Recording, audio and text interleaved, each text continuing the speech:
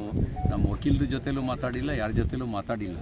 ಯಾಕೆ ನಾನಿಲ್ಲಿ ಬೆಳಗ್ಗೆಯಿಂದ ಬರ ಅಧ್ಯಯನದಲ್ಲೇ ಇದ್ದೀನಿ. ಅದರ ಮಾಹಿತಿ ತಗೊಂಡ್ಮೇಲೆ ನಾನು ರಿಯಾಕ್ಷನ್ ಮಾಡೋದು ಸುಲಭ.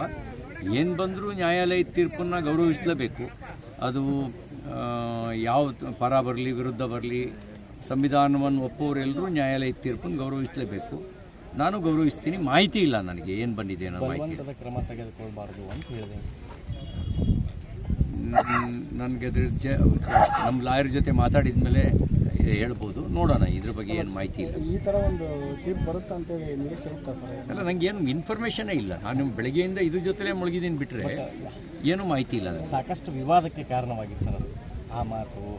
ಭಾಳ ಟ್ರೋಲ್ ಮಾಡ್ತಿದ್ರು, ತಮ್ಮನ್ನು ಕೂಡ ಟ್ರೋಲ್ ಮಾಡೋರು ಒಂದಿಷ್ಟು ಜನ. ಅಲ್ಲ, ನಮಗೇನಂದರೆ ವಿವಾದ ಯಾವುದು ವಿವಾದ?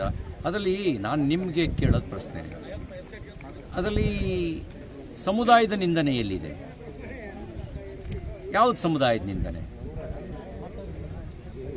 ಹೇಳಿ? ಯಾವುದು ಸಮುದಾಯದ ನಿಂದನೆ? ಎಲ್ಲಿದೆ ಸಮುದಾಯದ ನಿಂದನೆ?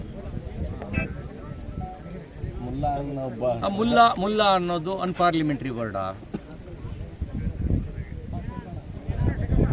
ಯಾವುದು ಅನ್ಪಾರ್ಲಿಮೆಂಟ್ರಿ ವರ್ಡು? ಎದೆಸ್ ಹೇಳಿದ್ರೆ 3 ಅಕ್ಷರ ಇರಲ್ಲ ಅನ್ನೋದು ಅನ್ಪಾರ್ಲಿಮೆಂಟ್ರಿ ವರ್ಡಾ? ಇದು ಇಡೀ ಸಮುದಾಯಕ್ಕೆ ಅಪ್ಲೈ ಆಗುತ್ತಾ? ಇದನ್ನು ನೀವು ನೋಡಿದಾಗ ಏನು ಅನಿಸುತ್ತೆ? ರಾಜಕೀಯ ಪ್ರೇರಿತವಾಗಿ ಅಲ್ಲಿಯ ಇನ್ವೆಸ್ಟಿಗೇಷನ್ ಆಫೀಸರು ತನ್ನ ಯೂನಿಫಾರ್ಮ್ನ ದುರುಪಯೋಗ ಮಾಡಿಸ್ಕೊಂಡಿದ್ದಾನೆ ಅಂತ ಅನ್ಸಲ್ವಾ? ಸಾರ್ವಜನಿಕ ವ್ಯಕ್ತಿಗಳ ಮೇಲೆ ಈ ರೀತಿಯ ಮೊಕದ್ದಮೆಗಳು ಬಂದಾಗ ಸುಪ್ರೀಂ ಕೋರ್ಟು ಹಲವಾರು ಸೈಟೇಷನ್ಗಳು ಏನು ಹೇಳಿದ್ದಾವೆ? ಈ ಥರದ ಪ್ರಕರಣಗಳಿಗೆ ಸಮಗ್ರ ವಿಚಾರಣೆ ಮಾಡಬೇಕು, ಆ ಥರದ ಕ್ರಮ ಮಾಡಬಾರ್ದು ಅನ್ನೋದನ್ನು ಹೇಳಿದವ ಇಲ್ವೋ? ಹೇಳಿ. ಇದನ್ನು ನೋಡಿದಾಗ ಏನು ಅನಿಸುತ್ತೆ ನಿಮಗೆ? ನೀವೇ ಕೇಳಿದ್ದೀರಿ.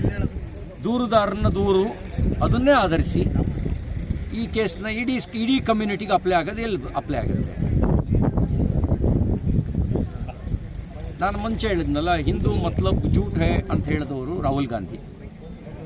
ಹಿಂದೂ ಹಿಂಸಾ ಅಂತ ಹೇಳಿದ್ದು ರಾಹುಲ್ ಗಾಂಧಿ. ಅದು ಇಡೀ ಸಮಾಜಕ್ಕೆ ಅಪ್ಲೈ ಆಗುತ್ತೆ. ಮುಲ್ಲಾ ಅಂತ ಒಬ್ಬ ವ್ಯಕ್ತಿಗೆ ಹೇಳೋದನ್ನು ಹೇಗೆ ಅಪ್ಲೈ ಆಗುತ್ತೆ? ಈಗ ಇಡೀ ಪತ್ರಕರ್ತರ ಬಗ್ಗೆ ಆಕ್ಷೇಪದ ಮಾತಾಡೋದು, ಯಾರೋ ಒಬ್ಬ ಪತ್ರಕರ್ತನ ಬಗ್ಗೆ ಆಕ್ಷೇಪದ ಮಾತಾಡೋದು, ಅದು ಇಂಡಿವಿಜುವಲ್. ಮತ್ತು ದೂರುದಾರ ವಿಕ್ಟಿಮ್ ಅಲ್ಲ. ದೂರುದಾರ ಏನಿದಾನಲ್ಲ ಅವ್ರು ವಿಕ್ಟಿಮ್ ಅಲ್ಲ. ದೂರೇ ಫಾಲ್ಸು. ಅದನ್ನು ಪೂರ್ವಾಪರ ಸಮಗ್ರವಾಗಿ ಅಧ್ಯಯನ ಮಾಡ್ದಲೇ FIR ಹಾಕಿದ್ದು ರಾಜಕೀಯ ಒತ್ತಡಕ್ಕೆ. ಯಾರು ಒತ್ತಡ? BJPಯವರಂತೂ ಒತ್ತಡ ಹಾಕಿರೋಕ್ಕೆ ಸಾಧ್ಯ ಇಲ್ಲ. ಜನತಾದಳದವ್ರಿಗೆ ನಮ್ಮ ಮೈತ್ರಿ ಕೊಡ್ತವರು ಇನ್ಯಾರು ಉಳಿದಿದ್ದಾರೆ?